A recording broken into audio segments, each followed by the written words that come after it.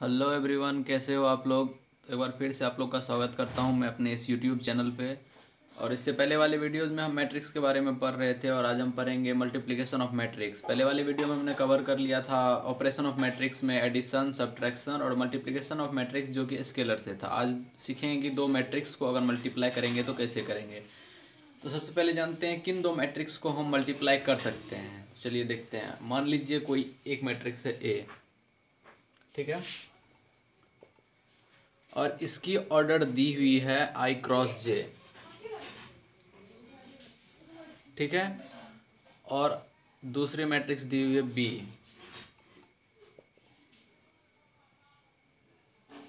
और इसकी ऑर्डर दी हुई है जे क्रॉस के। तो ही हम इस दोनों मैट्रिक्स को मल्टीप्लाई कर सकते हैं।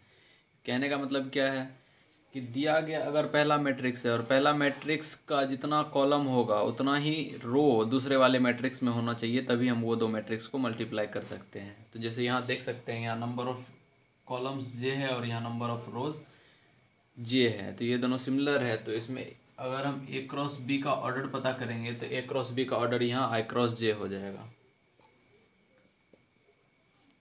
बस यही करना है। इस चलिए एक एग्जांपल हम लेके देखते हैं कैसे बनाना है।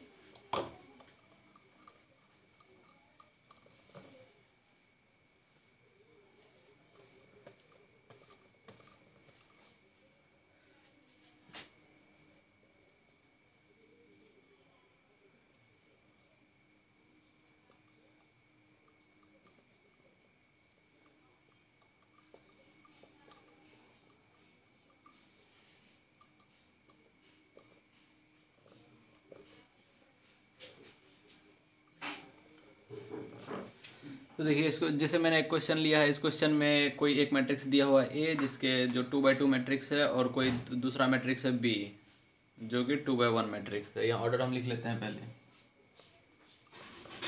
तो सबसे पहले हम लोग को क्या करनी है, सबसे पहले हम लोग को जो प्रोडक्ट मिलेगी उसकी हम लोग को ऑर्डर निकाल लेनी है। तो यहाँ ऑर्डर किस तरह से निकलेगा, इससे पहले वाले मैंने बताया था, एक की 2x2 है और दूसरे की 2x1 है, 1/2 सॉरी 2x1 है। तो यहाँ हम देख रहे हैं जितना पहले वाले में कॉलम है उतना ही दूसरे वाले में रो है, तो इसीलिए इसका ऑर्डर हो जाएगा 2x1। तब हमको ऑर्डर पता है, बस अब हमको मैट्रिक्स बनाना है। तो मैट्रिक्स हम बनाएंगे कैसे, तो सबसे पहले एक खांचा तैयार कर लेते हैं उसके लिए।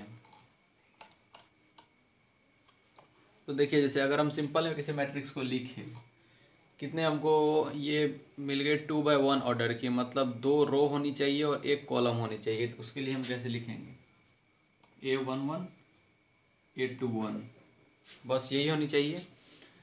तो A11 का मतलब क्या हुआ, A11 का मतलब मैंने पहले भी बताया था कि एक रो होना चाहिए और एक कॉलम होना चाहिए। तो चलिए यहाँ हम देखते हैं इसको लिखेंगे कैसे। तो फर्स्ट रो के सारे एलिमेंट्स को सेकेंड रो के सेकेंड मैट्रिक्स के सारे कॉलम से, फर्स्ट कॉलम से कॉरस्पॉन्डिंग एलिमेंट्स को मल्टीप्लाई करके एडिशन करना है। जैसे हम एग्जांपल लेके चलते हैं। जैसे यहाँ फर्स्ट रो और फर्स्ट कॉलम में एक एलिमेंट है 1, और यहाँ फर्स्ट कॉलम और फर्स्ट रो में एक एलिमेंट है 5, तो इस दोनों को मल्टीप्लाई करेंगे। फिर एडिशन करेंगे किसका, पहले रो में दूसरा एलिमेंट है और पहले कॉलम में दूसरा एलिमेंट है, उन दोनों को मल्टीप्लाई करके ऐड करेंगे। ठीक है। अब A21 का मतलब क्या है, A21 का मतलब हुआ दूसरी रो है और पहली कॉलम है। तो अब दूसरी रो की दोनों एलिमेंट को पहले कॉलम के दोनों एलिमेंट से कोरस्पॉन्डिंग को मल्टीप्लाई करके ऐड करके लिखेंगे, सिमिलरली जैसे इसमें लिखा था। तो अब यहाँ दूसरी रो की पहली एलिमेंट है 4, 4 को 5 से मल्टीप्लाई करेंगे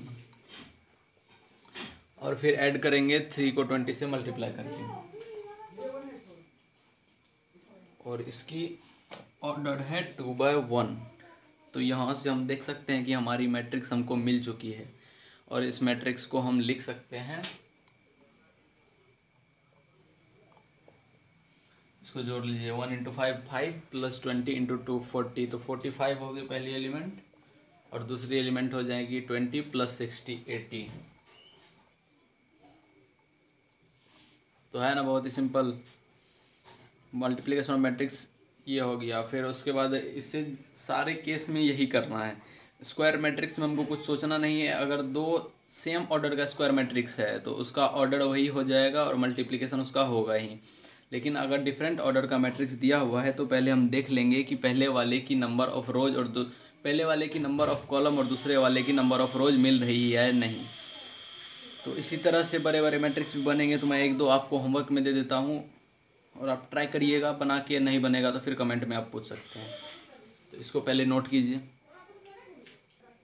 तो चलिए देखते हैं हम दूसरा एग्जांपल। दूसरा एग्जांपल में मैंने एक क्वेश्चन लिया जिसको मैंने होमवर्क के लिए आप लोग को दिया हुआ है। तो एक मैट्रिक्स है ए जिसका ऑर्डर है 3/3 और दूसरा मैट्रिक्स है बी जिसका ऑर्डर है 3/1। तो इसमें सबसे पहले हम लोग को चेक क्या करना है, इसमें चेक करना है कि पहले का जो नंबर ऑफ कॉलम है और दूसरे का नंबर ऑफ रोज है वो बराबर है कि नहीं। तो यहाँ देखिए 3/3 है, 3 नंबर ऑफ कॉलम्स है, और यहाँ 3/1 है, 3 नंबर ऑफ रोज है, तो ये दोनों बराबर है। तो पहले हम ऑर्डर निकाल लेंगे, फिर उसके बाद फर्स्ट रो फर्स्ट कॉलम की सारी एलिमेंट कोरस्पॉन्डिंग एलिमेंट्स को मल्टीप्लाई करके ऐड करते जाएंगे और एलिमेंट्स यहाँ लिखते जाएंगे। तो आई होप आप लोग को मल्टीप्लिकेशन समझ में आई होगी मैट्रिक्स की। अगर कहीं भी कोई दिक्कत हो तो कमेंट में पूछ सकते हैं। Thank you for watching.